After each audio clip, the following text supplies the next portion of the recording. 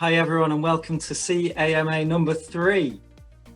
So this week, well, if you've been tuning in for the last couple of weeks, you will have. The first one we did was all about sea projects. Last week, if you tuned in, you would have heard Christina Lewson from our first Sea Starter supported project, talking about her work with environmental DNA and sharks off the coast of South Africa, which was fascinating, and we had some amazing questions. And you can watch the recordings of all the previous AMAs on our Twitch channel. They're quite long. If you haven't got that much time, just we'll be editing them down and putting them on YouTube, so you can hang on for those if you're pushed for time. So the point of the AMAs is really just to share information about important projects, important environmental projects, stuff that we think is going to change the way we look at environmental campaigning, activism, science in the future, and to give a platform to individuals and organisations who are doing great work in environmental science and activism. So this week we're very, very excited to have with us the founder of the WeNaturalists platform, Amit Banka. So we're going to get straight into that in a moment. Before we get started, just a very quick intro on sea projects in case it's the first time you're joining us. Sea is a blockchain project. It's primarily a project to build some applications which are going to put environmental data onto blockchain, essentially. So the idea is to open access to environmental data so that anyone, anywhere can supply environmental data onto blockchain, and anyone, anywhere can use that data as well. There's more information about the project on our website, seatoken.org. There you can read all about the token itself as well, which, due to the way it's designed, generates funding for 8 of the largest ocean preservation organisations in the world, including Sea Shepherd, Oceanic Preservation Society, Coral Reef Alliance, and others. And you can also read about Sea Starter there, which is our launch pad for new environmental projects, whether they be research projects, activism, tech projects, all sorts of stuff in there. So yeah, check it all out at seatoken.org. I'm James, I'm the founder of Sea. I'm in Scotland on the west coast. I'm on a very small island with a terrible internet connection, so forgive me if I start to do the Zoom freezes at some point. And with us today we have Dora. Hey Dora, say hello. Hi everyone, yeah, I'm the project manager. And that's us. So without further ado, welcome Amit Banka to the Sea AMA. How are you doing? Hi James. Hi Dora. And thank you for having me here. And no, thanks really for joining. Honored. Yep. Thanks it's for joining really us. an honor to be here.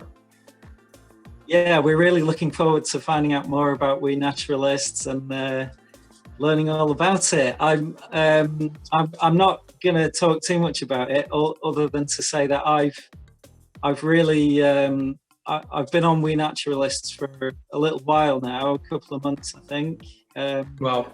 And I've been really enjoying it. It's such a refreshing community to join.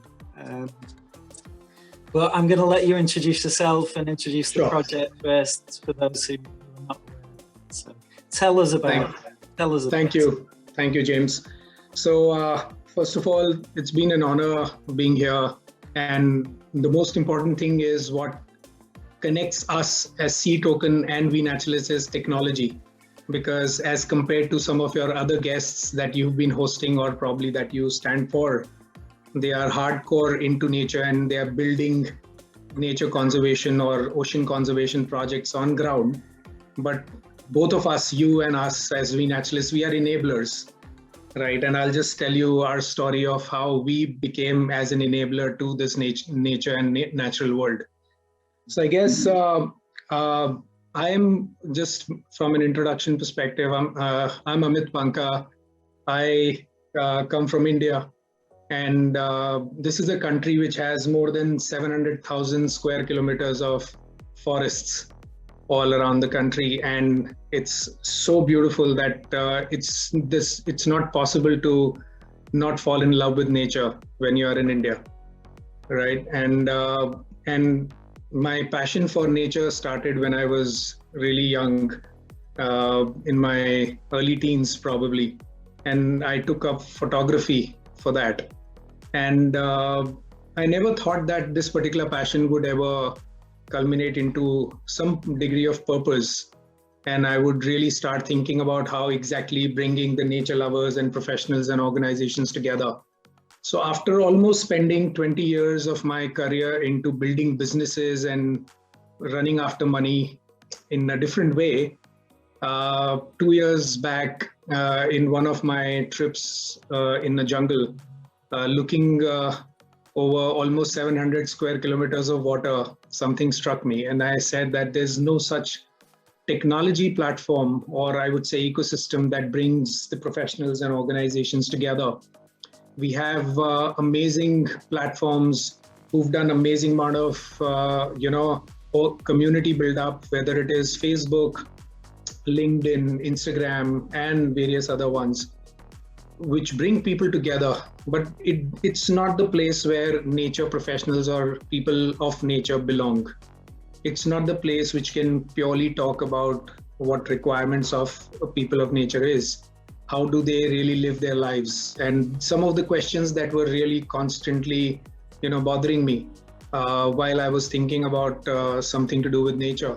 That where does this community really belong? What do they do? How do they live their lives? What kind of livelihoods do they have?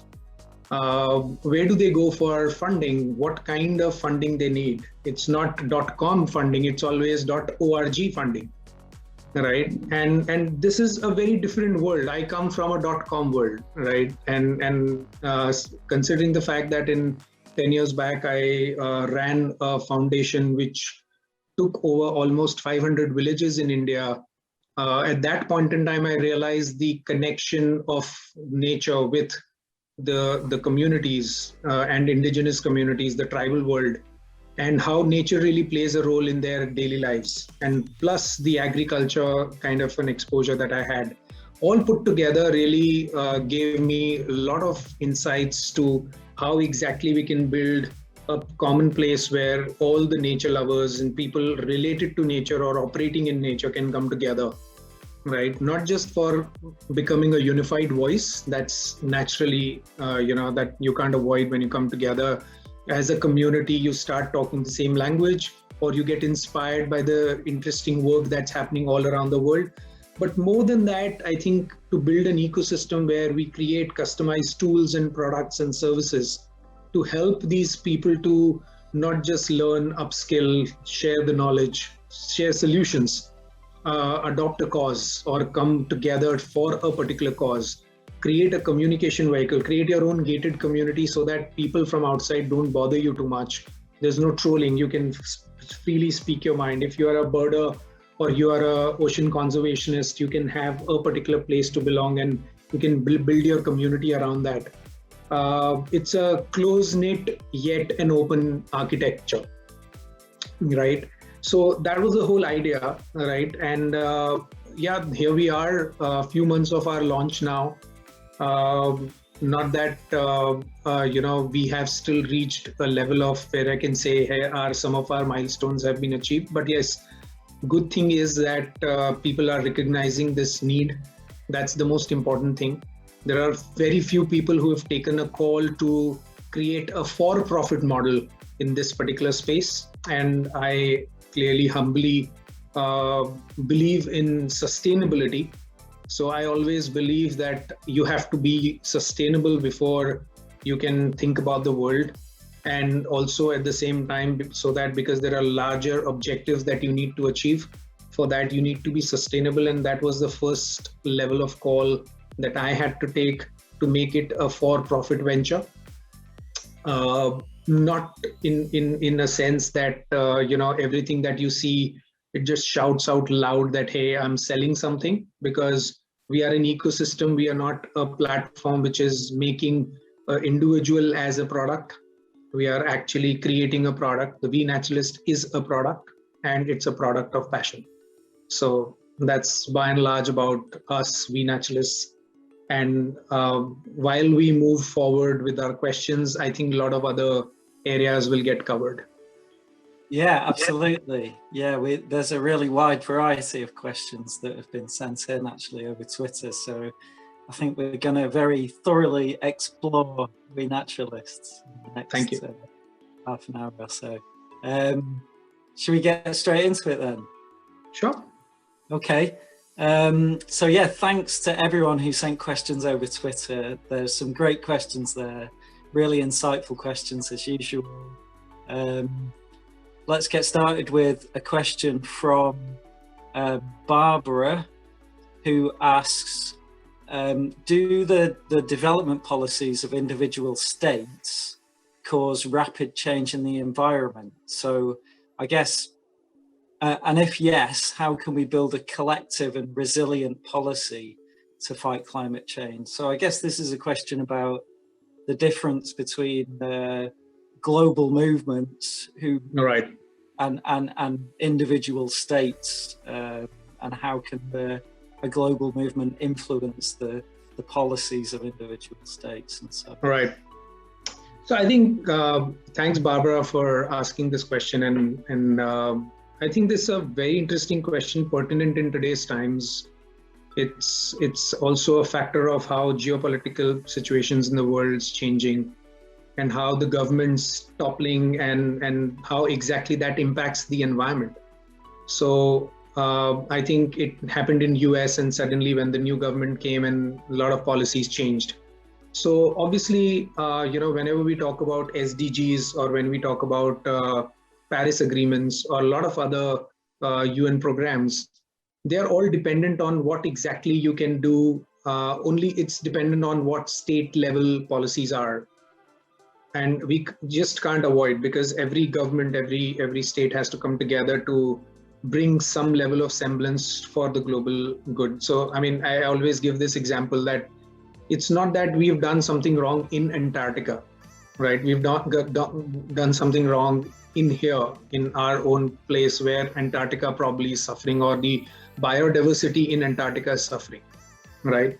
So I think anything that I do in India, or you do in Scotland or UK or US, has a global impact. Global fires have all the impact that's caused for the global warming, and everything is linked.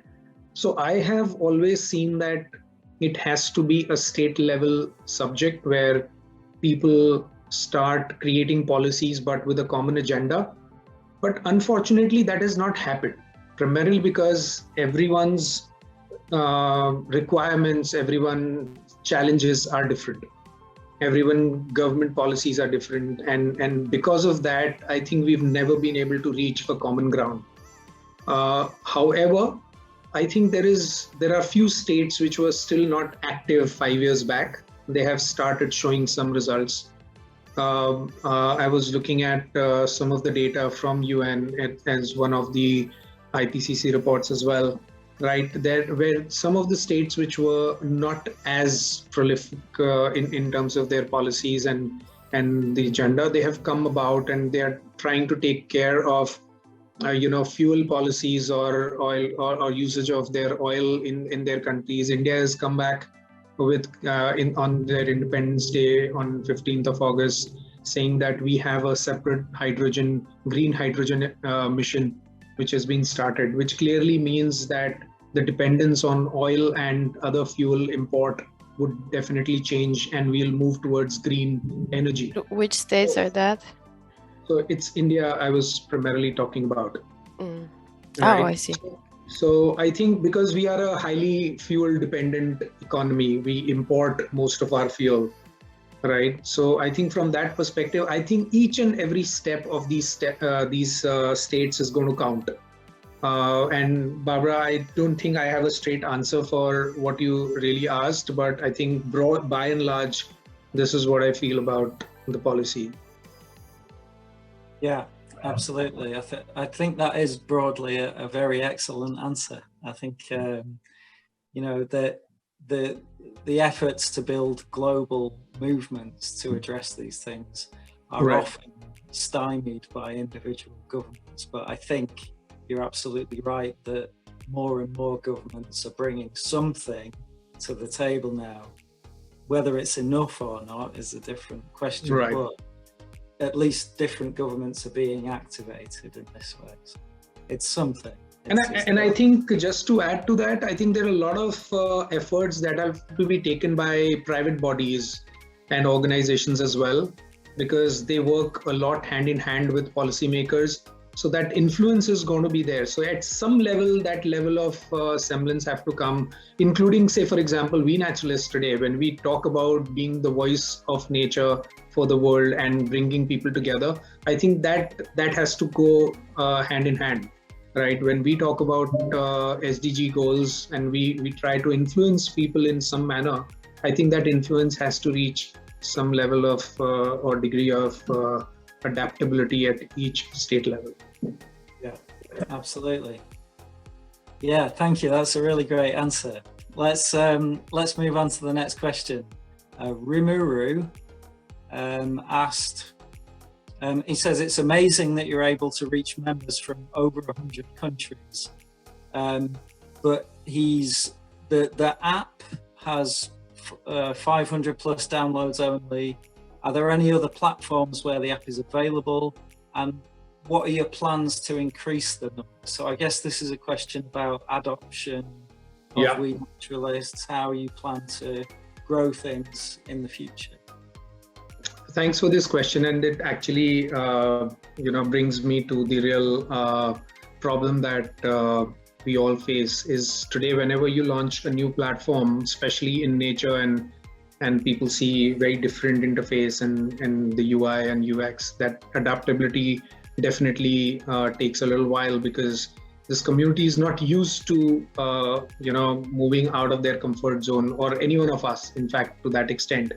So we have always been straight and saying that, hey, we're not one of the social media platforms, we are more of an ecosystem. So that's bringing more adaptability. But I think when it comes to app downloads, it's very interesting for us to learn as well, and it was an eye-opener, that our consumption is largely web. Because of the newer way of looking at nature, and it's much more wider platform. It's not like one wall or one feed.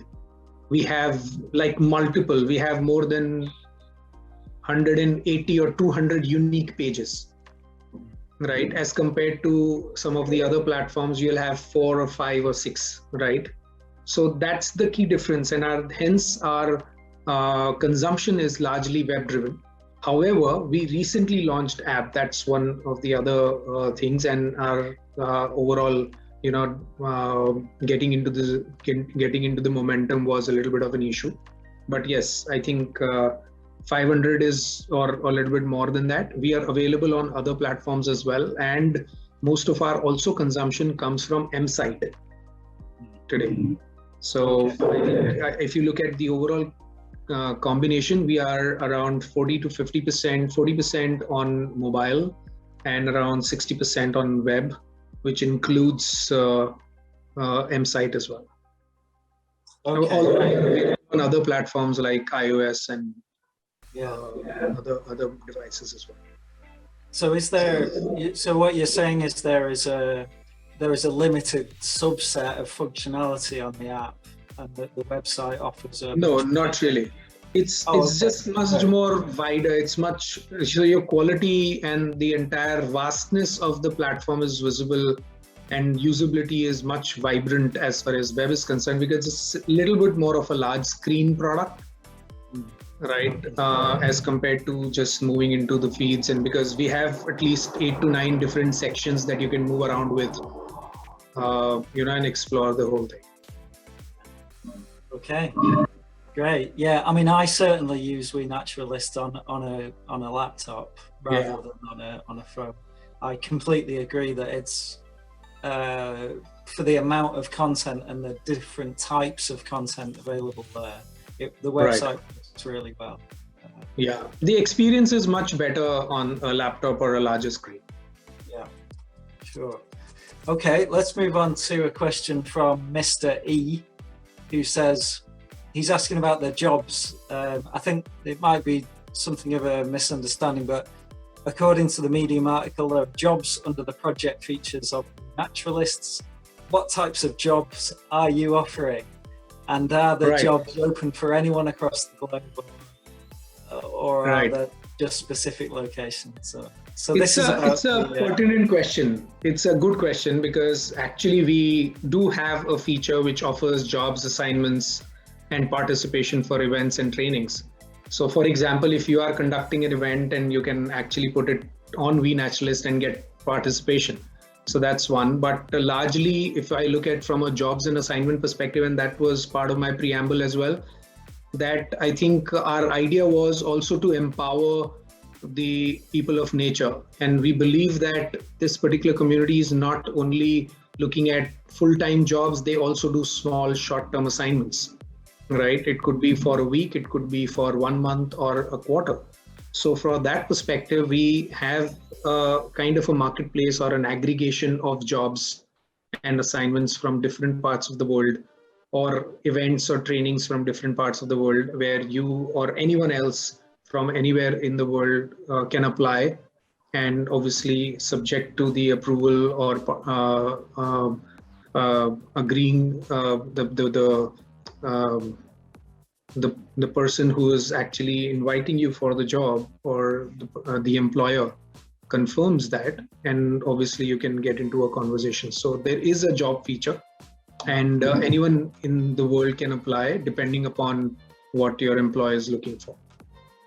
Right. So you're effectively providing a sort of a, not exactly a jobs marketplace, but a sharing mechanism for people to find people to actually on. Both. It's a job marketplace to a certain extent as well, if you look at it, because there are organizations who are looking for people, there are people looking for people, because this is not a very straightforward corporate job market.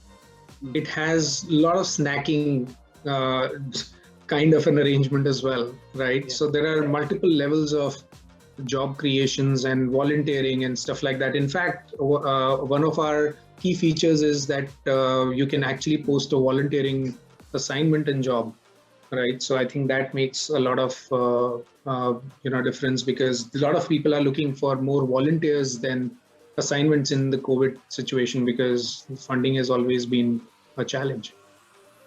And what kind of jobs? That was the actual question. What kind of jobs can you find? So the jobs could be for anything, working with an NGO for conservation, or teaching assignment or training assignment. It could be, just about anything that you can look for. Chopping wood or something like that? Not really. It's primarily as a nature professional, anything that you're skilled with, that's something that you can definitely find.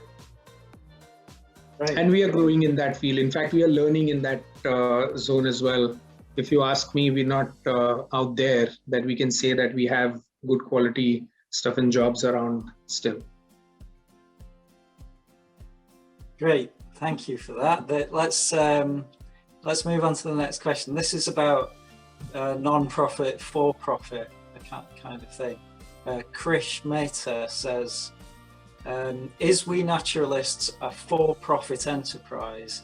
If yes, what model do you propose a non-profit organization should use to be sustainable? So that's kind of two different questions, really. But right. Let's take them one at a time. So I think, thanks, Krish. So I guess it's, as I said, it's a clearly for-profit model for WeNaturalists, and that's required for everyone to be sustainable. So I always encourage people to be sustainable. Even in the case of NGO, which I used to run years back, the first thing that I had an opportunity to create it sustainable, right? Rather than depending on outside money. And we actually made the community believe that we can work with them, make them earn with us, and we also earn, so that we can replow that money into the system. And I think that's something which is possible if we really figure out our strengths, what exactly we're working on, and if we can figure out some opportunities out there to find a business opportunity or maybe learning opportunity which can be monetized in some manner. I think there is an opportunity to be sustainable. And in fact, it got revalidated in one of our conversations with someone who you would love to meet, James, is Anwar Abdullah. I'm sure you would have heard about based out of Malaysia. And we were fortunate enough to have him for one of our webinars. And he's one of the leading ocean conservationists running Ocean Quest. And he explained his model and how he never took any money from outside so far, right? And he's been into conservation for more than 30, 40 years, right? And that model really revalidates the sustainability aspect of every NGO, because why we should be constantly be aware, looking for funding and not working in the stuff that you believe in, because there is no money, right? So money is actually a byproduct, according to me. I think if you think that you have to do it, we'll figure out ways to do it. And I think that's what I believe making things sustainable. I think we'll have to create models which can make any organization sustainable. James, this kind of reminds me of Sea Tokens philosophy. Yeah, I mean, I was going to say that I think the question makes a very clear line between for-profit and non-profit. But Amit, what you're talking about is a very similar philosophy to ours, in that you can be for-profit. In fact, you can be non-profit but have revenue sources. Absolutely. You can be for-profit, but that doesn't mean that you're extracting value from the project. Correct. As long as that profit goes back into the project, right? There's a fine line between having your own revenue sources. Yeah. Being non-profit doesn't necessarily mean that you have to only survive on government funding. Charity money. Exactly. Yeah. So I think that's a most important thing, that even if you are, and that's what people create a blur over there, that, even if you are not for profit, that clearly means that you can't give monies to your shareholders or for dividends or something like that. But you can definitely earn to survive. No one stops you. Yeah, right? Absolutely. As long as you are redeploying it back into the system for the same objective that you're here for, I don't think anyone will have a problem with that. Not even the authorities who are auditing your books. Yeah, I absolutely agree. I think that it's beyond making sense. It makes so much sense that when you've got NGOs and charities fighting each other for the same tiny pots of government money, when at the same time there are people working within those organizations who have brilliant minds and brilliant ideas and brilliant ways of creating revenue, I think it makes so much sense. Definitely. Thank you. Okay, let's move on to the next question. Put Lucky Ace says, when you say your network allows people to learn new skills, what does this mean? What kind of skills can I learn using that? Right. Thanks for asking this question. So I think, as I mentioned, we largely are a marketplace, and we bring lots of training institutes and organizations like South African Wildlife College Eco Training and a lot of other NGOs who are running small skills trainings across wildlife, nature, conservation, and environmental issues, climate change issues. All these things are available on the platform. the moment you come over here, there are multiple things that open up. So there are a couple of things that comes to my mind is, one, you can adopt certain courses online or offline. You can reach out to the organizations who are running offline courses on the field or off the field, classroom sessions, anything that you like. In addition to that, we also aggregate a lot of interesting content from all around the world, right? And that content can obviously be one of your learning sources, right? And then slowly we are also building towards interesting capsules, webinars, which are more snacky training content. Because these days, everyone is running for something or the other, and they don't have time to either attend the course in a big way, or probably look for 5 hours, 6 hours training sessions. And, so we are trying to create small short form content, right? Which is very specific to the need that you have today, right? Whether it is in the case of photography or some skills in conservation or certain things, the way you look at birding, a lot of interesting things that can be done, right? But, it's not about watching a movie. You can actually go for a small episode and then move on. I mean, that's the idea.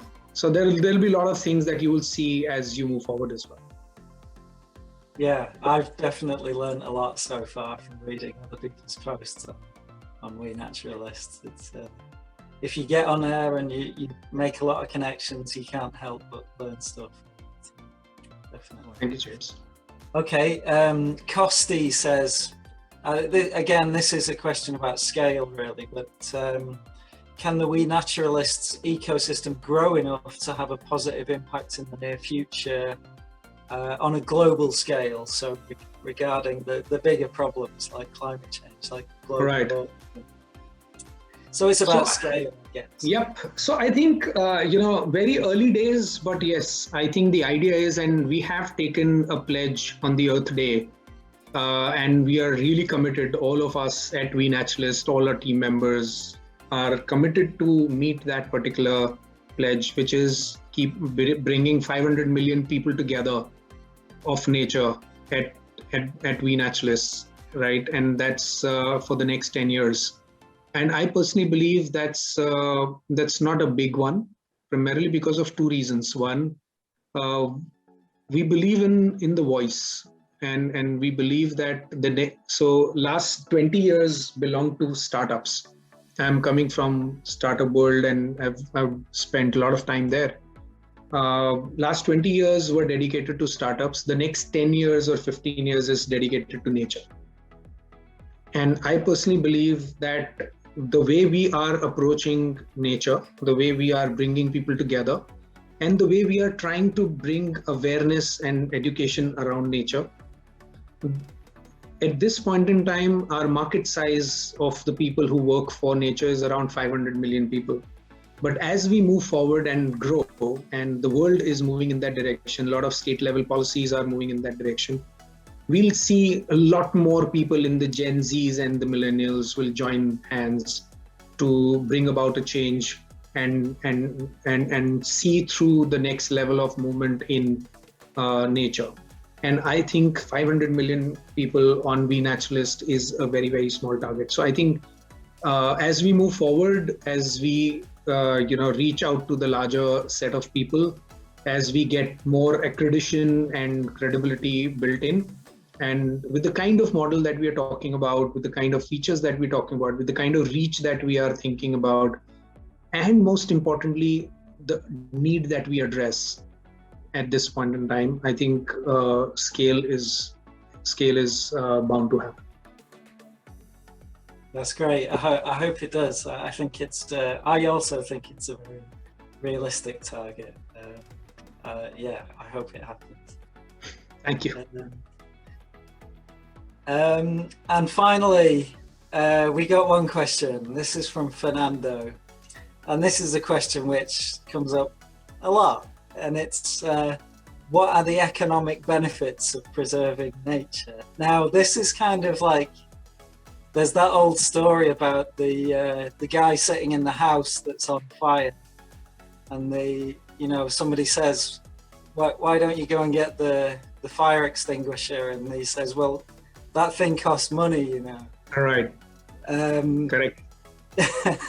So I like to answer that with the same zeal that conserving nature starts with you, right? So if you start reducing your consumption, you have economic benefit straight. Stop buying clothes. You're saving money, right? Because more you buy, more you eat out, more you consume anything, it actually impacts the environment. So it starts with all of us, and that's the smallest example that I can give. If you start conserving land, right, you will reap more benefit out of that land, and it straight away adds to your pocket. So there are multiple such examples of, so when we talk about sustainability, it's about using that same thing again and again more. It's that sustenance, right? So more you use, it's better for your pocket. So I guess that's the simplest answer that I can probably give. Yeah, no, that's good. May I ask a question? Sometimes it seems to me that this kind of pointing to personal, individual responsibilities, taking the attention away from the actual perpetrators in our society who need to change. So yeah, we don't think like big companies. So even if everyone did that, still, I don't know how many, I think it was 90 companies are responsible for the CO2 emissions. Yeah. And it seems to me that it's such a hegemony that even if we did try to escape and not consume and stuff like that, they would still figure out a way to sell you something. Yeah.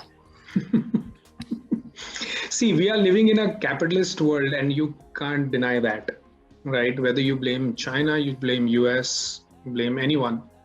But we have evolved into this shape right now where we are really requiring to look at nature very differently, right? And because we have come the whole circle now, right? So I guess everyone will figure out a way out if they have to earn money. But if as a consumer, and I have seen several movements like that, right? And I always give an example in India that we had some years back on burning firecrackers, when the schools really started telling children, because we have this festival called Diwali, which is the first thing that comes to your mind when you have that festival is burning firecrackers. But you know how firecrackers pollute the environment, and it really became a massive issues. So one of the cities took charge. All the schools were, and there was education and awareness around this particular thing. And the kids themselves, they came to their houses and says, this year, no firecrackers. That's the impact. And that year onwards, the sale of firecrackers gone down by 90% or 95%. Right? To an extent that some of the factories who used to produce that have shut. Now this is the change that I believe, if done correctly, if communicated correctly, if the interests are aligned, if we bring the community together on the holistic in the holistic way, I think it's possible. It's really possible. But as I said, all the stakeholders will have to come together for that. It cannot be driven by one person, because if something like this is being propagated, there should not be a whip from somewhere and say, hey, you can't do that, right? So I think there are a lot of these things which will only come with intent, which will only come with alignment, which will come with a focused approach towards environment, and it will also come with state level policies. And I think the most important thing that we have started now working towards is working towards green childhood, right? Where we start more talking towards educating and making kids aware about the way they are aware about summers and winters, the way they are aware about the ABCDs, and the way they are looking forward for their 2 + 2 = 4 and not 5. That's exactly, and how exactly the rituals and how exactly the mother tongue is taught in various countries, right? Exactly how nature should be taught. And there is no reason why it cannot be. And I think we are not looking at short-term approach over here, because howsoever we may talk and in whichever form we talk, right, it'll get fizzled out because there are multiple directions we are getting pulled. But if you start the foundation at a certain level of maturity, of awareness around nature, I think things would be very, very different. My son is 12 years old, and I can tell you that children that age are quite aware of the apocalypse coming. Like they're constantly looking at memes about global warming and stuff like that, and they are aware of that. And actually, I think the suicide rate has gone up, because it's such a it's really devastating for children to see what's happening, to be like, aren't you going to do anything about it, you know? Right. You're right, Dora. So I think, I think there's a full circle now, and we'll have to work towards that holistically. It cannot happen by just one person standing and taking the call. And I think there's definitely some truth in the sort of tussle between capitalism and these ideas, because it's a very basic principle that those beautiful trees in the image behind you there, each one of those trees is worth more chopped down than it is growing to a capitalist. So there's a hell of a fight to be had about this. But to be honest with you, James, just to give you a perspective, that a lot of companies have started working towards using nature positive operational processes. Right, and we've been doing some research, and there are some amazing examples, whether it is companies like Coca-Cola or Unilever, whether it is a whip, whether it is the need, whether it is their awakening, we don't know, but it's actually bringing change in the way people are looking at it. And I personally believe the measurement of the organizations have to come through, right, and they should be measured based on their carbon footprint. They should be measured, and their funding, their entire thought process of shareholders' value has to come into that thought process, that, okay, if you are contributing positively to the environment, your market cap would have that impact in some manner, right? Because it has a rippling effect. And then one person, one organization, or maybe 5 of them, and then leading to 20 and 90 or 100, that will have a rippling effect. And once the developed countries start with that particular thought process, right, a lot of people otherwise will follow. And if one stock market adopts it, the global market would adopt it. So I think that has to be, so you have to celebrate some of these successes of these companies. You have to talk about them. You have to, lead these stories to the common man as well. Right, and let them figure out, why should an environmental scientist be required only in labs? They have to be out there in these for-profit companies to make their changes in their processes, right? So I think it's a very different approach, and it has to be at each level. Yeah. No, it's great. I like it. It's constructive and positive, and it's the kind of thing we need. Yeah. Shall we move on to live questions? That's all the Twitter questions we've got through, the best ones. What do we have live questions, Dora? Yes. All right. What challenges do you see we naturalists facing as it gets bigger? Right. I'm hoping that I don't face any problems or challenges as I grow bigger. I'm done with those right now.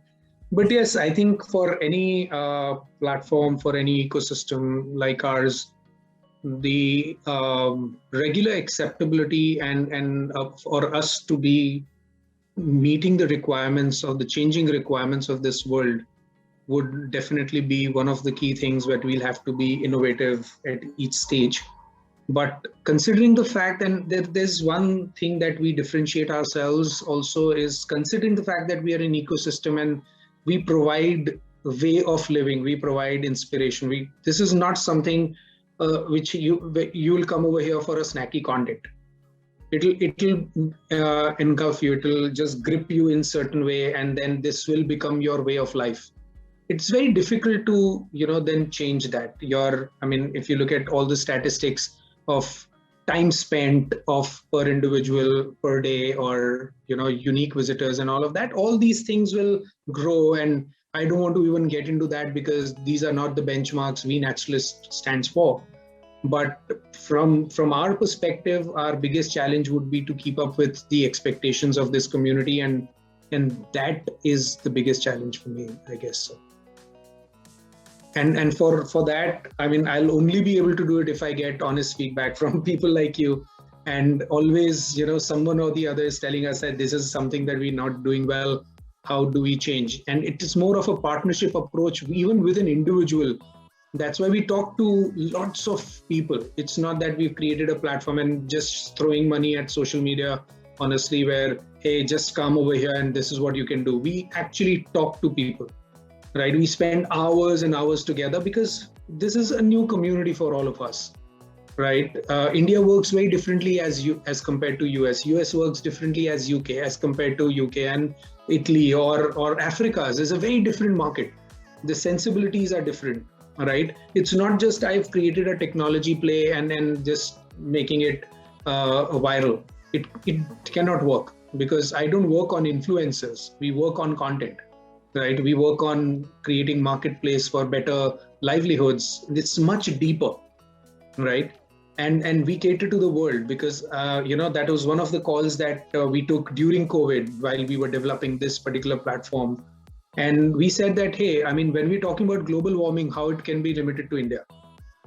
If we are talking about climate change, it's actually global, right? So how can we launch it and this was a boldest step from my perspective and from the team's standpoint that we took at that point in time, that how can we have this restricted to a geography, right? And this has to be a global platform. And we had to change a lot of things during implementation, and better than anyone else, James, that what all goes into building it and then bringing it to the world. If I'm doing it for a geography, there are a lot of leeways you end up taking, right? Your ways you collect data and everything else. The moment you go out, right, the overall thought process changes, right? We had to go 5 steps up on our privacy policies. We had to take care of all the guidelines which are coming in different environments. So there's a lot of other things changed, right? So yeah, I think those challenges are going to be there. As we scale, I think we'll be fooling ourselves that if we say that we'll have a smooth sail, right? And people like you will always keep us on toes. Don't worry. We'll do our best. Yeah. Yep.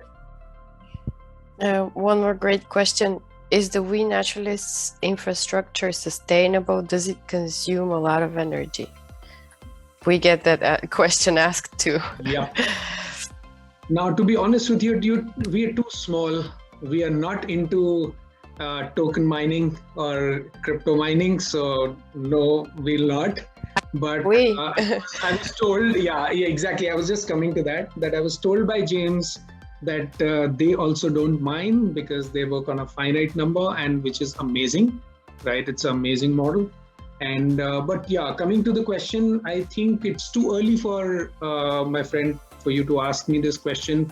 We virtually consume no energy, and even in our offices, we try to consume as less as possible. We try to live with example, but I think, yeah, we have our own challenges. You haven't living in a tropical country, we have to switch on ACs in a closed office. But you haven't built the 2-acre data center yet. I don't think in today's world we'll require, and WeNaturalist is not susceptible to those many issues yet. Awesome. And last question, are you considering working with crypto in the future? Good question, and I think I'll have a discussion with James and answer this question later. But I'll come back stay to you. tuned. Stay tuned. Right, but I think just to give you a perspective, whosoever is asking this, the idea would be to bring certain amount of currency in play. Right, you can talk that as a nature currency or nature credits in any manner, because we believe that you need a little bit of excitement, the gamification, stuff like that, and how that gets into your overall life. I think we are working on certain models which probably will be with everyone very soon. Great. Well, watch this space. Watch the space. Great. Well, I guess that's the end of the live questions. We've done the Twitter questions, so we're done. Thank you so much, Amit. Thank you. Thank you, James. Thank you, Nora. Thank you. Thank you, really Sea fascinating. Token. Thank you so much.